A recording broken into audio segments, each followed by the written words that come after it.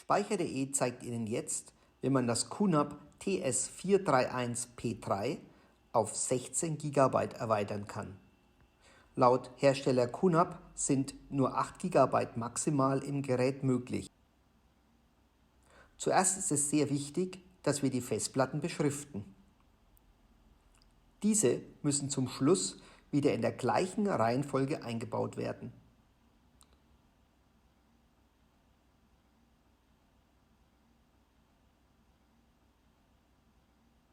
Um das Gerät zu öffnen, müssen 4 Schrauben entfernt werden.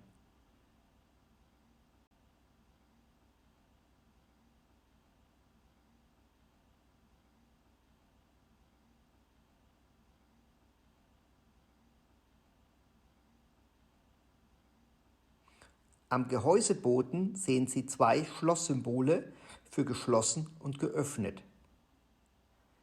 Schieben Sie den Deckel in Richtung des geöffneten Schlosssymbols.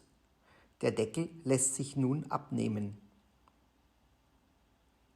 Lösen Sie folgende 8 Schrauben.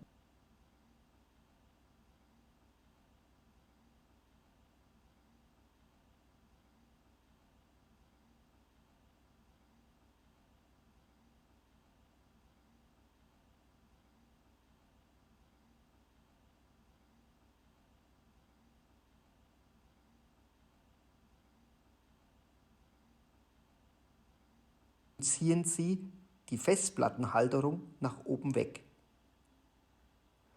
Das Chassis besitzt eine Steckplatine, die im PCI-Bus-Sockel auf der Hauptplatine steckt.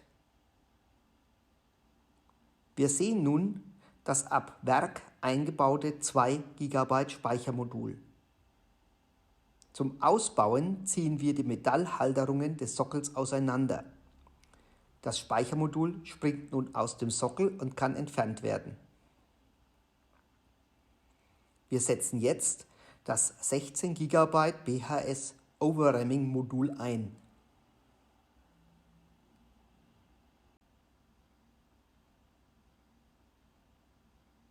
Beim Einbau wird das Modul im 45°-Winkel zum Sockel eingesteckt.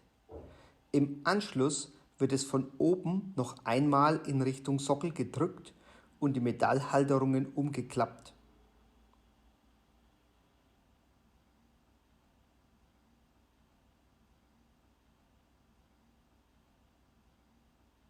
Das Gerät wird nun wieder zusammengebaut. Hierzu wird die Platine der Festplattenhalterung in den PCI-Bus auf der Hauptplatine gesteckt und die entfernten Schrauben wieder eingeschraubt.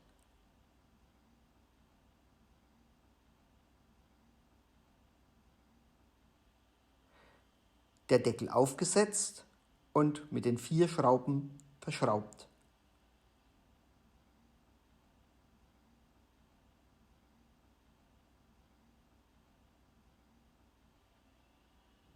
Die Festplatten können jetzt wieder in der richtigen Reihenfolge eingesetzt werden.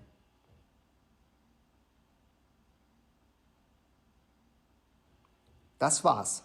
Jetzt verfügt das Gerät über 16 GB Arbeitsspeicher.